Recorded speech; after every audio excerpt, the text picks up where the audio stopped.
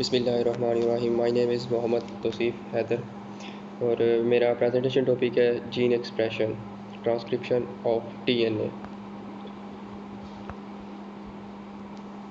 Nucleic acid protein synthesis के अमल में हमारे पास 3 स्टेप्स हैं। फर्स्ट है replication, second transcription, third translation. Replication में है कि एक सेल के अंदर डीएनए की आइडेंटिकल कॉपीज़ बनती हैं कि सेल डिवाइड होता है और उसके अंदर ही डीएनए से आइडेंटिकल उसकी कॉपीज़ बनती हैं आगे। उसके बाद ट्रांसक्रिप्शन है कि डीएनए के अंदर से किसी एक जीन से हम आगे मैसेंजर आरएनए टीआरएनए जो भी हम बनाएंगे आरएनए उससे। उसके बाद ट्रांसलेशन है। ट्रांसलेशन में हम उस मैसेंजर आरएनए से आगे राइबोसोम में भेजेंगे उसको प्रोटीन सिंथेसिस के लिए। लेट्स स्टार्ट आगे। फर्स्ट ऑफ ऑल रेप्लिकेशन कि डीएनए से आइडेंटिकल कॉपीज़ बनती हैं उसकी डीएनए की, और उसके बाद है ट्रांसक्रिप्शन के हमारे इसकी डीएनए के ऊपर बहुत से हमें पता है जीन्स होते हैं मौजूद। उस जीन की सीक्वेंस से आगे हम आरएनए बनाएंगे, उसको ट्रांसक्रिप्शन कहेंगे। और उस आरएनए जो है वो मैसेज लेके जाएगा मैसेंजर आरएनए राइबोसोम के पास, और फर्दर उससे फिर ट्रांसलेशन हो के प्रोटीन बनेगी। Let's start transcription. Transcription is the first steps in using the information stored in DNA to produce protein. In transcription, use DNA as a template to make RNA. के DNA के ऊपर छोटे छोटे segments होते हैं, उसके ऊपर मैसेज मौजूद होता है कि कौन सी हमने प्रोटीन आगे फर्दर बनानी है उससे। तो उससे हम पहले first of all messenger RNA बनाएंगे और उसके पास मैसेज चला जाएगा मैसेंजर आरएनए के पास। वो मैसेंजर आरएनए राइबोसोम के पास जाएगा, राइबोसोम आगे फिर उससे फिर ट्रांसलेशन करके प्रोटीन बनाएगा। जो ट्रांसक्रिप्शन में है, ट्रांसक्रिप्शन में डीएनए के ऊपर प्रोमोटर्स मौजूद होते हैं और इन्हेंसर्स मौजूद होते हैं जो उसको कंट्रोल करते हैं इसके इंट्रैक्शन के उसके ऊपर एंजाइम्स जो होंगे वो एक्ट करेंगे, जो उसके अंदर ट्रांसक्रिप्शन के अंदर होंगे। उसमें सेवरल डिफरेंट स्टेप्स के आरएनए बनते हैं जिनमें मैसेंजर आरएनए, ट्रांसफ़र आरएनए और राइबोसोमल आरएनए बनते हैं। ट्रांसक्रिप्शन के अंदर 4 स्टेप्स इन्वॉल्व होते हैं। फर्स्ट है initiation, second elongation, termination and processing के उसके अंदर ईयर के पोस्ट ट्रांसक्रिप्शन मॉडिफिकेशन होगी वो 4 स्टेप्स में। हम आगे डायग्राम में चारों स्टेप्स को ना देखते हैं कि किस तरह ट्रांसक्रिप्शन होती है। Let's start. ये हमारे पास फर्स्ट ऑफ ऑल डीएनए है। ये डीएनए के ऊपर हमारे पास जीन मौजूद होता है, जिस तरह का ये दिखाया गया कि ये वाला हमारे पास एक जीन है। इसके ऊपर एक कोड मौजूद है न्यूक्लियोटाइड्स का, जिससे की तरह हमने आगे राइबोसोम पे जाके प्रोटीन बनानी है। ठीक है, ये आगे उसके आगे ये टेम्पलेट्स डीएनए जीन ले लिया है हमने। जीन से के ऊपर ना इसको स्ट्रैंड्स को अलग करने के लिए हमें चाहिए आरएनए पॉलीमरेज। आरएनए पॉलीमरेज एक एंजाइम है जो इसके ऊपर एक्ट होगा और इसकी चेन को डबल स्ट्रैंड को सिंगल स्ट्रैंड कर देगा, सिंगल स्ट्रैंड कर देगा। और एक बन जाएगी टेम्पलेट स्ट्रैंड, दूसरी बन जाएगी सेंस स्ट्रैंड, जो कि मैसेंजर आरएनए की तरह की होगी और उसके साथ नहीं होगा। टेम्पलेट स्ट्रैंड के साथ मैसेंजर आरएनए की जो न्यूक्लियोटाइड्स आएंगे वो इसके साथ आके बनेंगे इसके हिसाब से, टेम्पलेट स्ट्रैंड के हिसाब से। कि हम पहले देखेंगे आरएनए पॉलीमरेज जो है वो किस जगह पे आके फर्स्ट ऑफ ऑल अटैच होगा ये डीएनए के ऊपर। इसके लिए हमारे ना डीएनए के ऊपर मौजूद होते हैं प्रोमोटर्स जो होते हैं वो मौजूद होते हैं। तो उस जगह पे आके आरएनए पॉलीमरेज ने अटैच होना होता है। प्रोमोटर्स जो होते हैं वो प्रोकैरियोट्स में होती है, स्टार्टिंग रीजन जो होता है उससे -10 और -35 पे मौजूद होते हैं, और यूकैरियोटिक में -25 और -70 पे मौजूद होते हैं।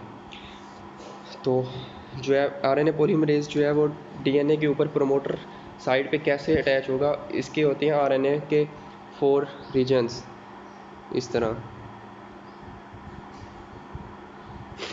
इसके एक अल्फ़ा होता है, 2 बीटा होते हैं, थर्ड जो होता है वो होता है सेगमा साइड जो होती है वो आके प्रोमोटर साइड के ऊपर अटैच होती है, जिससे ये डीएनए के साथ अटैच होता है और एक बना देता है बबल, ये वाली जिस तरह बबल बनी हुई है। एक मिनट,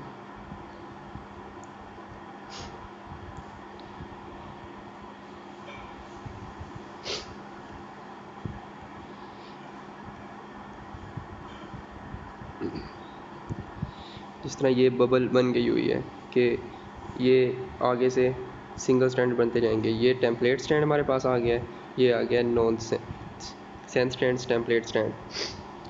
एंटी सेंस को कहते हैं टेम्पलेट स्टैंड और सेंस स्टैंड को कहते हैं कोडिंग स्टैंड। टेम्पलेट स्टैंड के पास फिर आगे फर्दर आ जाएगी, हमारे साथ स्टार्ट हो जाएगी एलोगेशन रीजन। एलोगेशन रीजन में हमारे पास मैसेंजर आरएनए बनना स्टार्ट हो जाएगा। मैसेंजर आरएनए स्टार्ट हो जाएगा। मैसेंजर आरएनए जो होगा वो बनना स्टार्ट होगा 5 प्राइम से 3 प्राइम की साइड पे, कि 5 से 3 प्राइम की तरफ बनना स्टार्ट होगा। ये बन रहा है जिस तरह कि उसके साथ आता जाएगा मैसेंजर, इस तरह एक साइड से बनता जाएगा, वो बन जाएगी 5 प्राइम, और दूसरे वाली जहाँ से बन रहा होगा वो होगी 3 प्राइम साइड होगी। और आरएनए पॉलीमरेज जो है वो आहिस्ता आहिस्ता आगे चलता जाएगा, और इस तरह मैसेंजर आरएनए जहाँ तक हमें चाहिए होगा वो बनता जाएगा। और एक मखसूस जगह आएगी कि उसको रोकने के लिए, मैसेंजर आरएनए को बनने के लिए, फिर वो हमारा स्टार्ट हो जाएगा टर्मिनेटर रीजन। वहाँ पे जाकर ख़त्म हो जाएगा हमारे पास। फिर आगे एक न्यूक्लियोटाइड्स की चेन स्टार्ट हो जाएगी, जीसी बेस पेयर की चेन स्टार्ट हो जाएगी। जीसी ग्लैवेनोथायमिन, ग्लाइनोसाइटोसिन, ग्वानिन, साइटोसिन आ जाएंगे स्टार्ट। उसके बाद फिर एडेनिन थायामिन, इस तरह जीसी और एटी बेस पेयर स्टार्ट हो जाएगा। और जीसी और एटी की बेस पेयर पे जाकर मैसेंजर आरएनए बेंट हो जाएगा और एक हेयर पिन बन जाएगी। कि इस तरह जिस तरह ये बना है ना मैसेंजर आरएनए, ये इस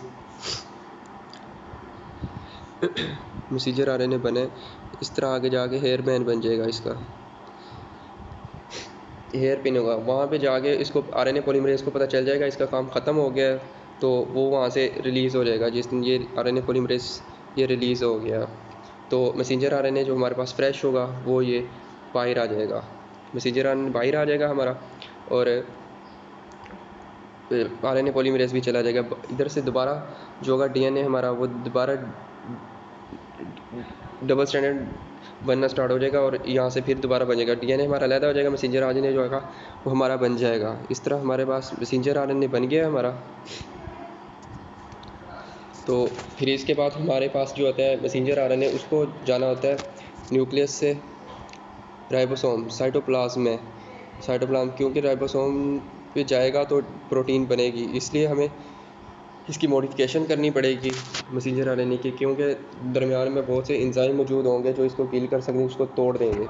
इसलिए इसकी मॉडिफिकेशन करने के लिए हम डीएनए मॉडिफिकेशन करेंगे।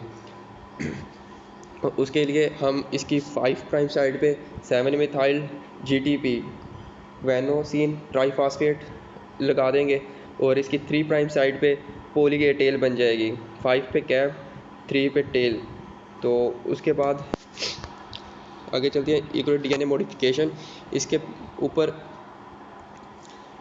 होते हैं एक्सोन और इंट्रॉन्स वो रीजन होता है जिसके ऊपर न्यूक्लियोटाइड मौजूद नहीं होते, जो कि यूज़लेस होते हैं। इसको निकालने के लिए एक प्रोसेस होता है जिसे कहते हैं स्प्लाइसिंग में एक एंजाइम आता है, स्प्लाइसोसोम एंजाइम, जो इंट्रॉन्स को यहाँ से रिलीज़ कर देता है, और प्योर फॉर्म में मिक्सचर ऑफ आरएनए आ जाएगा हमारे पास एक्सॉन्स का, जो यूज़फुल होगा, जो आगे फर्दर ट्रांसलेशन करेगा जाके राइबोसोम पर, और प्रोटीन सिंथेसिस होगी।